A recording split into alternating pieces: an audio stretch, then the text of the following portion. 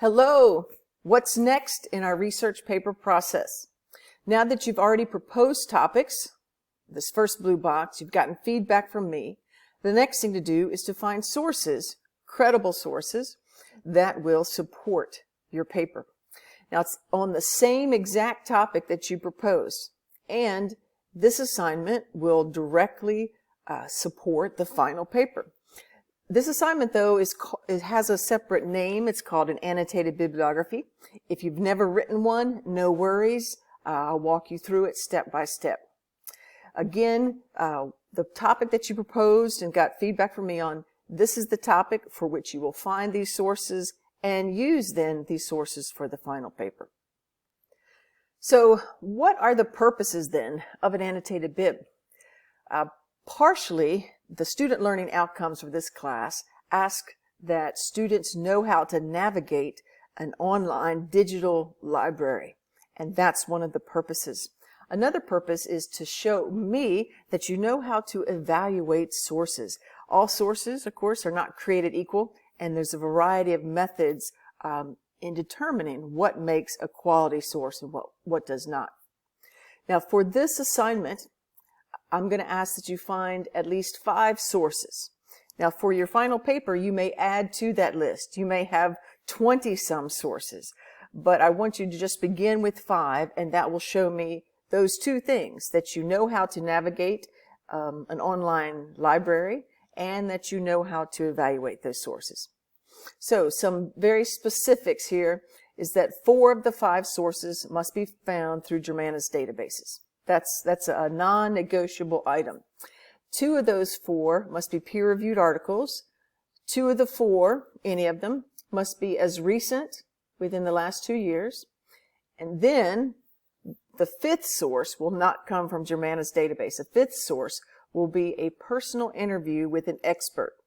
Now, an expert is defined as someone who has an advanced degree in a related field, related to your topic, and or a number of years of experience working in that field.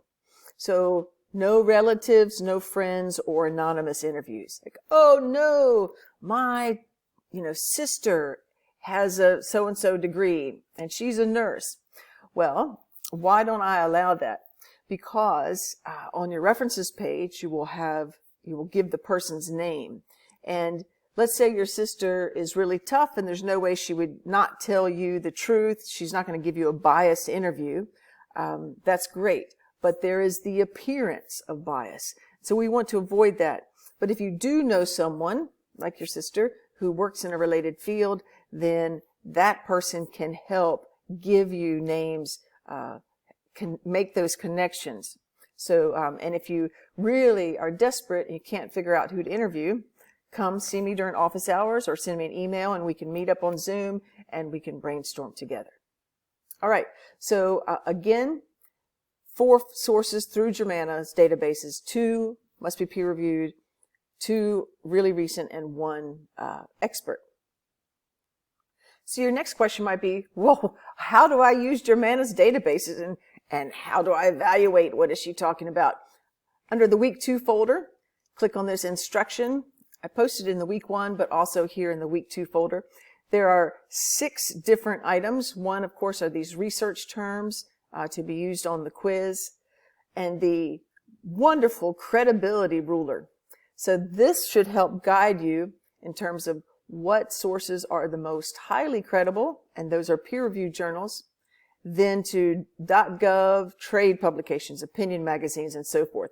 And I don't want any sources that are less credible than news sources. Most academic papers do not use news sources, but I allow that, and in my other video I tell you why. Here's my lecture on how to identify and then evaluate sources. Here's a short video on how to find sources through a few different databases, and then how to conduct a personal interview. So take the time and watch each one of these. All right, just one more step to this little lecture video. This is how your annotated bibliography will look. Notice that it is double-spaced in Times New Roman at 12 point. That's the font and size that I want for every paper this semester. At the very top of the second page, the first page will be a cover page, is the word references, and that should be bolded. There we go. Notice also we have these lovely hanging indents, and I show you how to do that in another video. These names, notice that we only use their last name and then the first letter of their first name and maybe first letter of their middle initial. But no first names are ever used. Here we have 3 authors, and before the last author, this is used. It's called an ampersand. You don't use the word and. All right, so that's the very first item. Always is the author. Period. Always the second item is the date. So for academic peer-reviewed journals, you only use the year and not the month or the season. Now, the title of the article is always written in what we call sentence case. That is, the first word, in this case is a numeral, the first word of the sentence case article is capitalized, and then any proper nouns. Everything else is lowercase, and there are no quotation marks around it. All right, so that's the third item. The fourth item is the name of the source. So that's going to be the journal or trade publication or newspaper. So in most cases, there are a few exceptions, but in most cases, the source is italicized and it's used what we call a title case. That is, every word in the name of the journal is capitalized. All right, the next 2 items, these are the volume and issue. But notice that the words vol or ish or even volume and issue, those are not abbreviated and they're not used at all. APA users are just expected to know that that's where those numbers are. The volume number is italicized, and right up against it, smack dab, no space between it, the issue number is in parentheses. Then we place a comma, and then here we have the page numbers. So clearly this was from an Adobe document, a PDF. Ooh, lost my mind for a second. Notice that there is no P period or pages. We just type in the numerals. All right. Now, specific to this class, for me, please and thank you. The very next item is the name of Germana's database. So I'm going to just highlight that in yellow so you can see that. We have hundreds of databases. This particular database, I think, focuses on nursing and health issues. All right, the last item is one of 2 things. In most cases, it'll be a DOI, which is the document indicator number. And with this number, I can very easily find this source. But I also want to know which database that you're using. By the way, the database uses sentence case, which means the first letter is capitalized, and it uses title case. Woo! So every word is capitalized. All right, so let's take just a quick look at a few others. Notice that they are alphabetized by the first author's last name. So we have a B and a K and so forth. S. All right, so here we have our second entry. Very similar situation. Here is the title of the article. Notice only the first word is capitalized. Then the first word after the colon, that's also capitalized. Some titles will have a subtitle. Only last names, the date. Here we have the name of the journal, volume, issue. Here is the page range. Something looks off with that. Looks like there should be a 9 in there. Okay, and here's the name of the database, Academic Search Complete. By the way, there is no database named EBSCOhost. Is that a revelation? Mind blown. No, now you'll see EBSCOhost on many of the databases.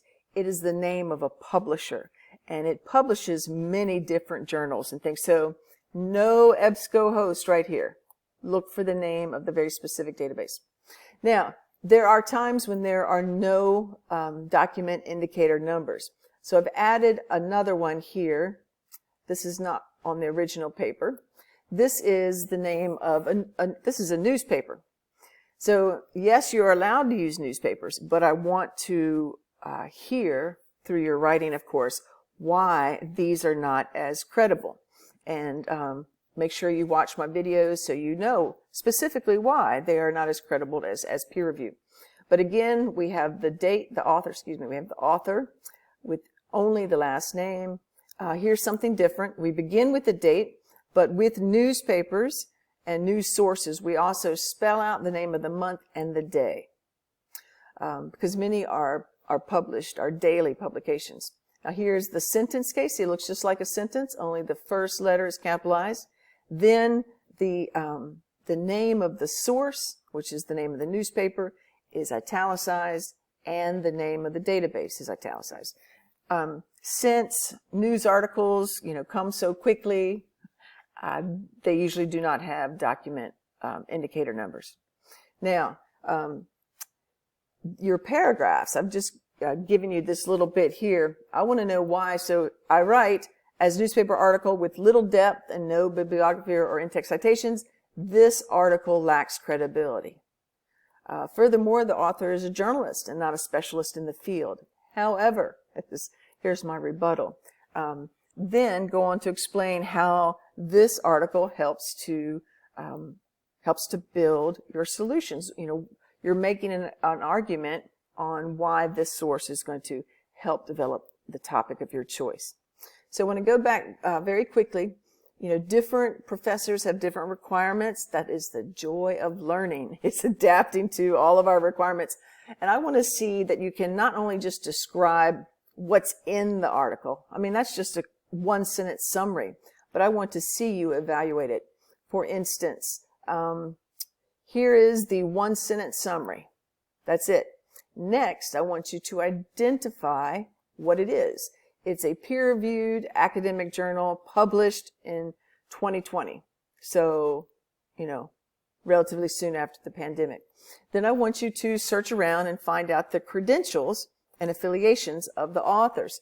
And so the first author is affiliated with Brown University's Department of Medicine, Emergency Medicine. And then it tries to poke holes. Well, possible issue is that it published a year ago. More apps have been developed, but this should be a reliable source. And then, tell me, why is this going to be helpful? All right.